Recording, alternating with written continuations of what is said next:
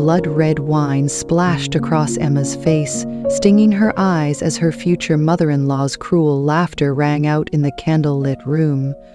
What secret could a humble hotel maid possibly hold to silence a woman dripping in diamonds and turn a night of shame into a shocking triumph? You won't believe the twist that unraveled everything, hidden for 30 years beneath a faded uniform. Subscribe now and join us to hit 1,000 subscribers. Don't miss the story that'll leave you speechless. Champagne spilled over the rim of the glass, soaking the white silk dress Emma Carter had saved up a month's pay to buy. The liquid ran cold down her chest, staining the fabric she'd pressed so carefully that morning. Laughter, sharp, cutting, and deliberate, echoed through the chandelier-lit dining room of the Gilded Rose, Boston's most exclusive restaurant. Margaret Reynolds, her future mother-in-law, stood with a smirk, her perfectly manicured hands still clutching the tilted flute. "Oh dear, what a mess," she said, her voice dripping with mockery. "But I suppose you're used to cleaning up spills, aren't you?" Around the table, heads turned. Eyes glinted with amusement or pity, and Emma felt the heat rise to her cheeks. She wanted to vanish, to sink through the polished hardwood floor. But then she felt a hand, steady, calloused, familiar, grip her own under the table. Her mother, Dottie, sat beside her, silent until now. Slowly, Dottie rose to her feet, her faded hotel uniform stark against the sea of tailored suits and designer gowns. Her graying hair caught the light as she fixed Margaret with a look that could freeze fire.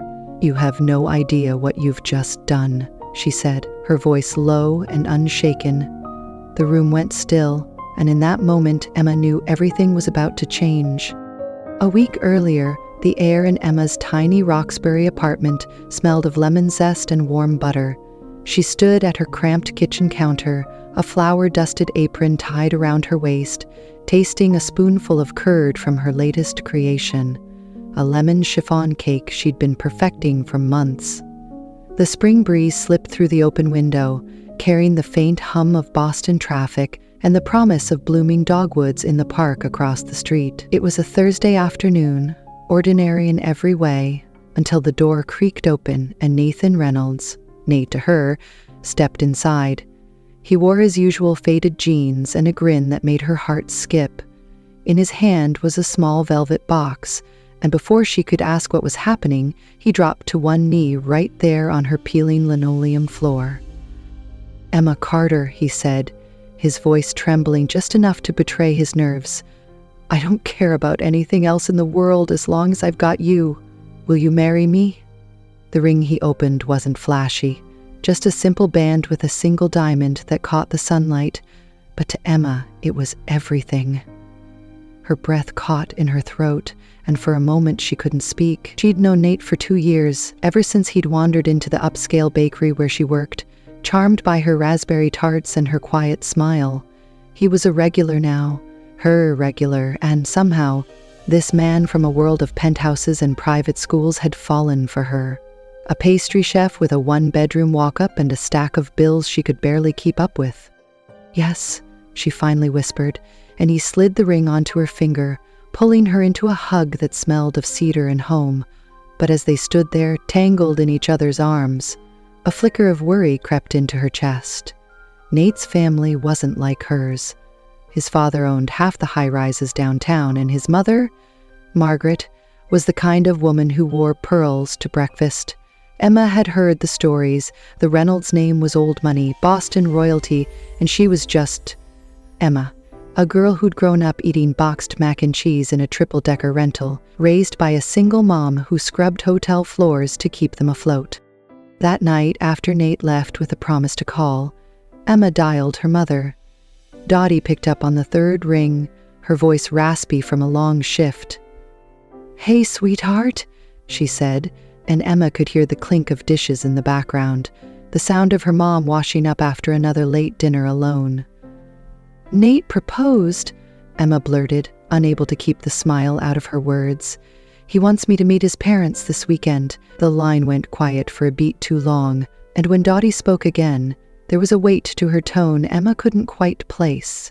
"You sure about this, Em? That family? They're not like us." Emma laughed it off, brushing away the unease. "It'll be fine, Mom. Nate's different. He loves me." The next day, Nate sat across from her on the sagging couch, his knee bouncing as he talked about the dinner. "It's at the Gilded Rose," he said, his hazel eyes bright with excitement. "Fancy place, white tablecloths, waiters in bow ties, the works. Mom's been dying to meet you." Emma nodded, twisting the ring on her finger. She'd heard of the Gilded Rose. Everyone in Boston had. It was where politicians toasted deals and heiresses sipped martinis. A world so far from hers, she could barely picture it. "What if they don't like me?" she asked, her voice small. Nate reached for her hand, his thumb brushing over her knuckles. "They will, and if they don't, I'll handle it. I promise." Saturday morning came too fast. Emma stood in front of her cracked bedroom mirror, smoothing the white silk dress she'd splurged on at a thrift store downtown. It wasn't designer, but it hugged her curves just right, and the soft fabric made her feel a little less out of place. She brushed her dark hair into loose waves, dabbed on a touch of lipstick, and took a deep breath. This was it, the moment she'd step into Nate's world. She texted Dottie a quick "wish me luck," and her mom replied with a single heart emoji, the way she always did. As she locked the apartment door behind her, the spring sun warmed her face, and for a fleeting second, Emma let herself believe it would all be okay. Nate would be there, his hand in hers, and maybe, just maybe, his family would see her for who she was, not her bank account or her address, but the woman he loved. She couldn't have known then how wrong she'd be. Couldn't have guessed that by the end of the night, her dress would be ruined, her pride bruised, and her mother, the quiet, unassuming Dottie Carter, would turn the tables on them all. Emma Carter clutched Nate's hand as they stepped through the heavy glass doors of the Gilded Rose, her white silk dress swaying against her knees. The air inside was thick with the scent of truffle oil and roses, and the soft clink of crystal glasses filled the space like a symphony she didn't belong to. Chandeliers dripped light onto marble floors, and waiters in crisp black bow ties glided past, balancing trays of oysters and caviar. Nate squeezed her fingers, his voice a warm whisper against her ear. "You look beautiful, Em. Don't worry. They're gonna love you." She forced a smile, but her stomach churned. This wasn't her world. Her world was sticky dough on her fingertips, the hum of an old oven, a paycheck that barely stretched to the end of the month. Here, she felt like an imposter, and the weight of every curious glance made her shoulders tighten. They were led to a private table near the back, where Margaret Reynolds waited, her platinum hair swept into an elegant chignon, a string of pearls gleaming at her throat. She stood as they approached, her lips curving into a smile that didn't reach her eyes. "Nathan, darling," she said, kissing his cheek before turning her gaze to Emma. "And this must be... Emily, was it?" "Emma," Nate corrected quickly, pulling out a chair for her. Margaret's smile flickered. "Of course. Emma, how charming." Her tone was silk over steel, and Emma felt the first prick of unease as she sank into the velvet seat. The meal began with small talk. Nate's father, Richard, was away on business, so it was just the three of them. Margaret sipped her wine, her manicured nails tapping the glass as she asked about Emma's job. "A pastry chef, you said, at that little place on Tremont Street?" Emma nodded, trying to sound confident. "Yes, I've been there 3 years. I specialize in desserts, cakes, tarts, that sort of thing." Margaret raised an eyebrow. "How quaint. I suppose it's a step up from waiting tables, though I can't imagine it pays much. How did you two even meet?" Nate jumped in, his voice bright. "I stopped by the bakery one day and her raspberry tarts hooked me. Then she did." He grinned at Emma, but Margaret's laugh was sharp, like glass breaking. "Tarts, you say? Well, that explains it. Nathan's always had a sweet tooth." Emma's cheeks burned, but she kept her head high, focusing on the salad in front of her. Arugula and figs, she'd never have splurged on herself. She was about to respond when the door swung open and a familiar figure stepped into the room. Dottie Carter, her mother, stood there in her faded hotel uniform, navy pants and a gray blouse with a name tag pinned crookedly to her chest. Her hair was pulled into a messy bun, and her hands were still rough from a morning spent scrubbing floors. Emma's heart sank. She'd told Dottie about the dinner, but she hadn't expected her to show up. Not here, not like this. "Mom," Emma said, half standing. Dottie gave her a small, nervous smile. "I got off early, sweetheart. Thought I'd come cheer you on." Before Emma could reply, Margaret's voice cut through the air. "Oh my, is this your mother? A hotel maid, I presume?" Her eyes flicked over Dottie's uniform, and a smirk curled her lips. "I didn't realize the Gilded Rose had lowered its standards. Do they let the staff dine with guests now?" Nate's jaw tightened. "Mom, that's enough," he snapped, but Margaret waved a hand dismissively. "Oh, relax, Nathan. I'm only joking. Sit, please." "Dottie, was it?" Dottie took the empty chair beside Emma, her movements slow and deliberate, like she was stepping into a lion's den. Emma reached for her hand under the table, grateful for the familiar roughness of her mother's skin against her own. The waiter brought the main course, seared scallops for Nate and Margaret, a chicken dish for Emma. But the air at the table had turned cold.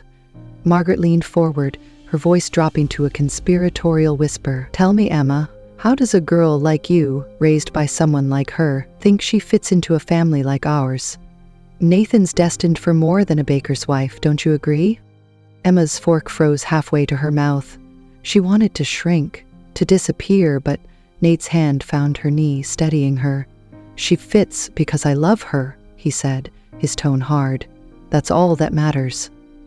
Margaret's eyes narrowed, and for a moment Emma thought the storm might pass. But then Margaret reached for her champagne flute, raising it in a mock toast. "To love, then," she said, her voice syrupy with sarcasm, "may it survive the realities of life." The glass tilted, too far too fast. Champagne splashed across the table, hitting Emma square in the chest. The cold liquid soaked through her dress, dripping onto her lap as gasps rippled through the nearby tables. Margaret's hand flew to her mouth, but her eyes gleamed with something cruel. "Oh heavens, how clumsy of me," she said, her tone anything but apologetic.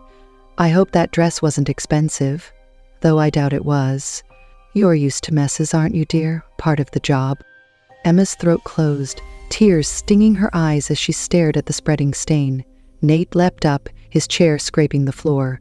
"What the hell, Mom?" he shouted, loud enough to turn heads. But before he could say more, Dottie's hand tightened around Emma's. She stood, her small frame suddenly towering in the dim light. Her face was calm, but her eyes burned with a fury Emma had never seen. "You think you're better than us?" Dottie said, her voice steady and low, cutting through the hum of the restaurant. "But you've just made the biggest mistake of your life, Margaret Reynolds." The room seemed to hold its breath, every eye locked on the woman in the faded uniform. Emma's heart pounded, confusion mixing with the shame still clinging to her skin. What did her mother mean? What could Dottie, quiet, hard-working Dottie, possibly do to a woman like Margaret? The answer hung in the air, heavy and unspoken, waiting to unravel everything. The silence in the Gilded Rose stretched tight, like a thread about to snap. Emma Carter sat, frozen, champagne still dripping from her ruined dress, her mother's words echoing in her ears. Dottie Carter stood beside her, small and unassuming in her faded hotel uniform, but there was a fire in her eyes that made the air feel electric. Margaret Reynolds, poised with her empty flute, let out a short, disbelieving laugh. "A mistake," she said, her voice sharp enough to cut glass. "Really now, what could a woman like you possibly do to me?" The smirk lingered on her lips, but it faltered as Dottie took a step forward. Her rough hands clasped calmly in front of her. "My name," Dottie began, her voice steady and clear, "is Dorothy Hawthorne Carter.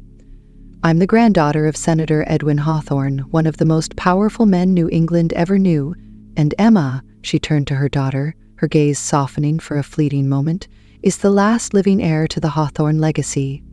The words landed like a thunderclap, rolling through the dining room. Gasps rippled from the surrounding tables, forks clattering against plates. Margaret's face drained of color, her fingers tightening around the stem of her glass until her knuckles turned white. "Hawthorne?" she stammered. That's impossible. The hawthorns faded years ago. Dottie's lips pressed into a thin line. Faded from your world, maybe, not from ours. She paused, letting the weight settle. 30 years ago, I walked away from that name, from the mansions and the trust funds, because I wanted a life that was mine. I took a job cleaning hotel rooms, not because I had to, but because I chose to. I raised Emma to know the value of a day's work, not the weight of a family crest. But don't mistake that for weakness, Margaret. The hawthorns never lost their reach, and I've kept it close all these years. Emma's breath caught, her mind spinning. She stared at her mother, the woman who'd patched her jeans with trembling hands, who'd stayed up late scrubbing stains from secondhand clothes. This couldn't be real. "Mom," she whispered, her voice breaking. "You're saying we're rich, powerful, and you never told me?" Dottie turned to her, eyes glistening with unshed tears. "Not we, sweetheart. You. I didn't want that life for you, not the expectations, not the vultures who'd circle once they knew. I wanted you to be free." Margaret's laugh broke the moment, high and brittle. "This is absurd. A maid claiming she's a hawthorn. You expect me to believe—" "Believe what you want," Dottie cut in, her tone ice cold. "But ask yourself why the manager of this restaurant just slipped out to make a call. Ask why the hawthorns still own half the land your husband's buildings sit on. You've spent your life looking down on people, Margaret, but tonight, you picked the wrong family to humiliate." Emma's head snapped up, following her mother's gaze. Sure enough, the manager, a wiry man in a tailored suit, was hurrying toward a back office, phone pressed to his ear. Whispers buzzed around them, diners craning their necks to catch every word. Nate, still standing beside Emma, gripped the back of her chair, his face a mix of shock and awe. "Em," he said softly, "is this true?" She shook her head, dazed. "I don't know. I just found out right now with you." Her eyes locked on Dottie. "Why, Mom? Why hide it all this time?" Dottie sank back into her chair, her shoulders slumping as if the confession had drained her. "Because I saw what that world did to my father," she said, her voice barely above a whisper. Edwin Hawthorne was a giant. Senator, philanthropist, a name in every history book, but behind closed doors he was trapped. The money, the power, it ate at him, turned his brothers against him, made my mother a shadow of herself. When I got pregnant with you, Emma, I promised you'd never know that cage. I left it all behind, gave up the inheritance, the titles, everything, so you could grow up with a real life, not a borrowed one. The room blurred as tears welled in Emma's eyes. She thought of the nights Dottie came home limping from a double shift, the way she'd smiled through exhaustion to bake cookies with her little girl. All those years, her mother had carried this secret, this weight, alone. "You did it for me," Emma murmured, reaching for Dottie's hand. "But I spent my whole life thinking I wasn't enough. Not for Nate, not for his family. If I'd known," her voice cracked and Dottie squeezed her fingers tight. "You've always been enough, Emma. More than enough." Margaret's voice sliced through the tenderness, shrill and unsteady. "This changes nothing. Even if it's true, you're still a nobody who chose to mop floors. And your daughter," she gestured at Emma, the wet stain on her dress, "is still a gold digger who tricked my son." Nate stepped forward, his face hard. "Stop it, Mom. You don't get to talk to them like that. Not anymore." But Margaret wasn't listening. She turned to the onlookers, her voice rising. "You all see this, don't you? A ridiculous story from a desperate woman." Dottie didn't flinch. She leaned forward, her eyes locking with Margaret's. "Call it what you want, but the next time your husband signs a lease or your precious charity begs for a donation, you'll feel the Hawthorne name, and you'll remember this night. The night you thought you could break my daughter." The threat hung there, quiet and lethal, and for the first time Margaret had no reply. Her mouth opened, then closed, her composure unraveling like a thread pulled loose. Emma's heart raced, torn between pride and betrayal. Her mother, this fierce, unbreakable woman, had rewritten everything she thought she knew. Nate slid an arm around her, his warmth grounding her as the room spun. "I'm with you," he whispered, his lips brushing her temple, "no matter what." But as the whispers grew louder and Margaret's pale face twitched with fury, Emma couldn't shake the question burning inside her. What happened now? Her mother had just turned their world upside down, and the fallout was only beginning. The gilded rose felt smaller now, its opulence shrinking under the weight of Dottie's words.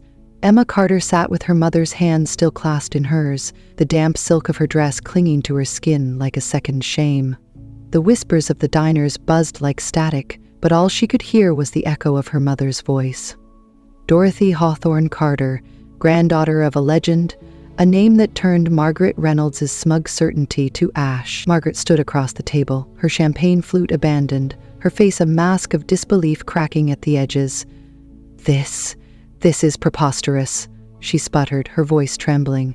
"Even if you're a Hawthorne, you're still nothing but a maid who threw it all away. And Emma?" Her eyes darted to the stain on Emma's dress. "She's still the girl who lured my son for his money." Nate's chair scraped back as he stood, his fists clenched. "That's enough, Mom. You don't get to decide who Emma is, or who I love." His voice shook with a fury Emma had never heard before, and it sent a jolt through her. Margaret flinched, her gaze flickering between her son and the woman she'd just tried to crush. "Nathan, you can't mean that. You're a Reynolds. We have standards."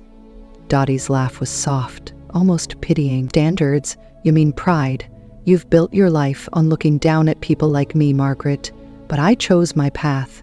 Can you say the same?" The words hit like a slap and Margaret's mouth tightened. She took a step back, her heels clicking on the marble floor, then forced a smile that didn't fit. I didn't mean to offend," she said, her tone faltering. "If I'd known who you were, you'd have groveled," Dottie finished, her eyes sharp. "That's the difference between us. I don't need a name to know my worth or my daughter's." She turned to Emma, her face softening. "Let's go, sweetheart. We don't belong here." Emma nodded, her legs unsteady as she rose. The weight of every stare pressed against her, but Nate's hand found hers warm and firm. "I'm coming with you," he said, his voice low but resolute. Margaret's eyes widened. "Nathan, no, you can't leave me here like this." He didn't look back. "You made your choice, Mom. Now I'm making mine." Outside, the spring night wrapped around them, the cool air a balm against Emma's flushed skin. The lights of Boston glittered in the distance, but all she could see was her mother's face, lined with years of labor, now etched with something fiercer. She pulled Dottie aside, away from Nate's steady presence, her voice breaking as she spoke. "Why didn't you tell me, Mom? 32 years, and I thought we were just us. Poor, struggling, invisible. I spent my whole life feeling less, and you let me." Dottie's hands cupped Emma's face, rough thumbs brushing away the tears spilling down her cheeks. "I didn't want you to feel less, Emma. I wanted you to feel free. That name, it's a chain. My father wore it like a crown, but it crushed him. I saw him lose himself to it, lose us. When I had you, I swore you'd never carry that burden. I'd rather scrub floors than see you trapped in a life you didn't choose." Her voice cracked, and Emma saw the pain behind her mother's strength, the decades of silence she'd borne alone. Emma pulled away, her chest tight. "But I could have handled it. I could have been stronger if I'd known, if you'd trusted me." Dottie shook her head, tears slipping free. "You're already strong, sweetheart, stronger than I ever was. You built a life with your hands, your heart, not some inheritance. I'm so proud of you, Emma, but I was scared. Scared you'd hate me for keeping it from you." The confession hung between them, raw and fragile, and Emma's anger melted into something softer, something that ached.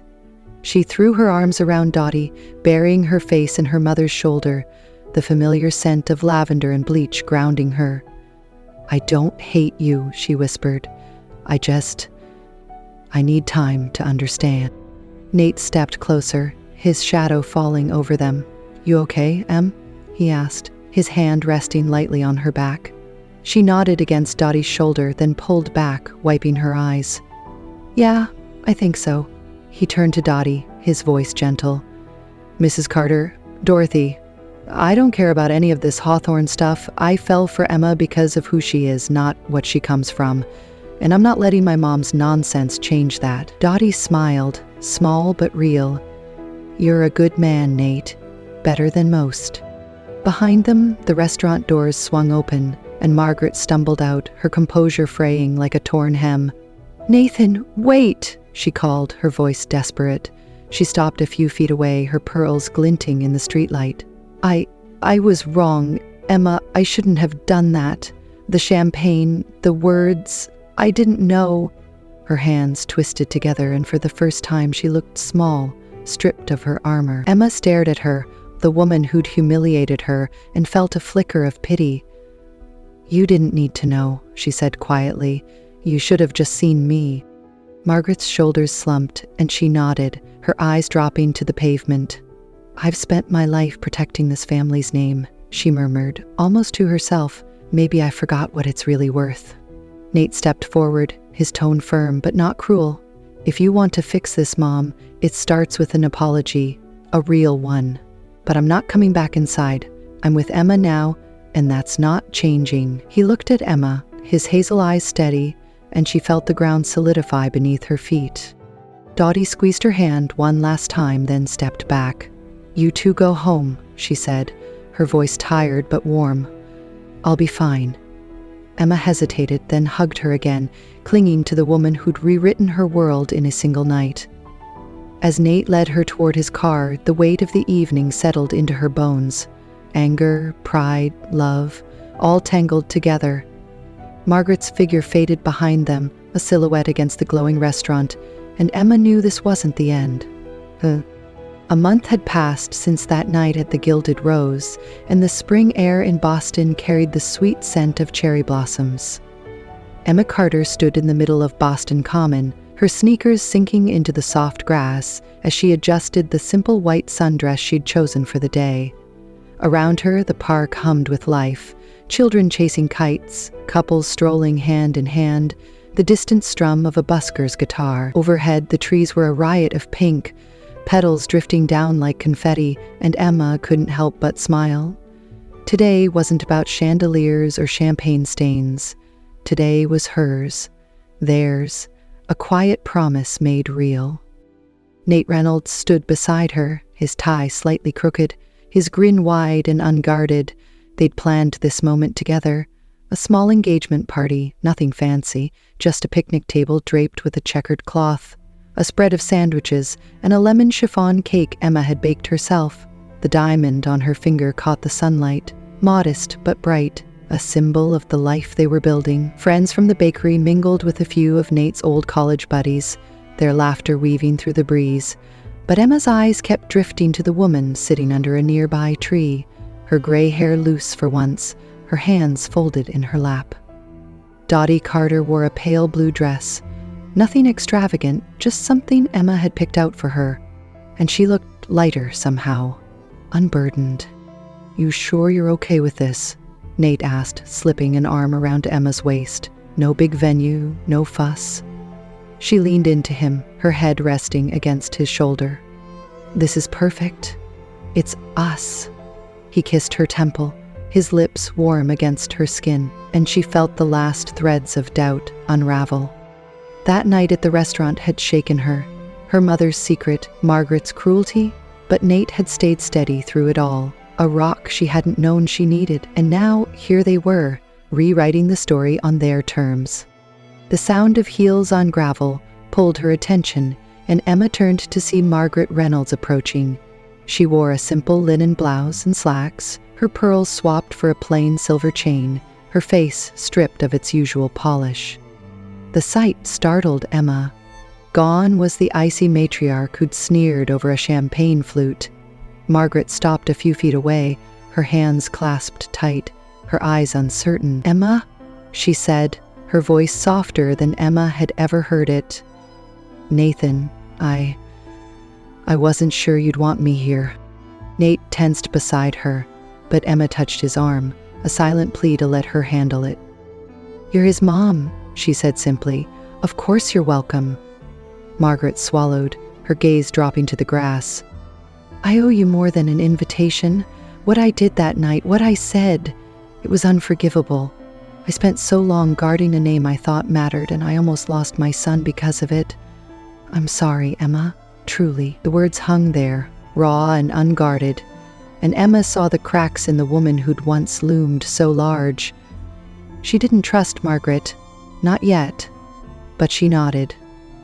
"Thank you. It means something, hearing that." Nate stepped forward, his voice quiet but firm. "If you're here, Mom, it's because you're ready to see Emma for who she is, not where she came from. Can you do that?" Margaret met his eyes, and for the first time Emma saw a flicker of real regret. "I can try," she said. "I want to try." It wasn't perfect, but it was a start, and Emma felt a weight lift she hadn't known she was carrying. Dottie joined them then, her steps slow but sure, a thermos of tea in her hands. She handed it to Emma with a small smile. "Thought you might need a warm-up. It's getting chilly."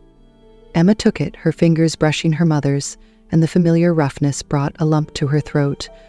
"Mom," she said, her voice low, "you didn't have to hide all that. The Hawthorns, the legacy, but I get why you did. And I'm proud of you." Dottie's eyes glistened, and she pulled Emma into a hug, her arms strong despite the years. "I'm proud of you, sweetheart. Always have been." They sat together after that, Emma, Nate, Dottie, even Margaret. Around the picnic table, the cake sliced and shared, the conversation tentative but growing easier. Dottie told stories of her father, Senator Edwin Hawthorne, not the titan from history books, but the man who'd taught her to fish off Cape Cod, who'd believed a person's heart mattered more than their title. "He'd have loved you, Emma," she said, her voice thick. "And you, Nate?" He always said family isn't what you're born into, it's what you hold on to.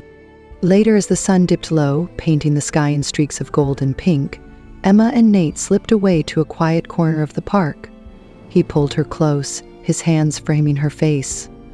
"We're gonna make it, you know," he said, his breath warm against her lips. "You, me, that little bakery we talked about?" She smiled, her heart full. "Dottie's legacy," she said, the name they'd settled on?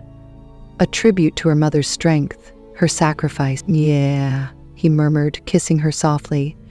"Dottie's legacy." When they returned, the party was winding down, the last crumbs of cake swept away, the guests drifting off with hugs and well wishes. Margaret lingered, offering a hesitant wave before heading to her car, a promise of coffee next week hanging between them.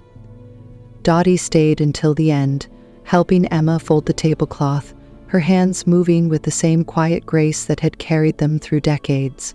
As they walked to the curb, the city lights flickering to life around them, Emma linked her arm through her mother's, Nate's hand in her other.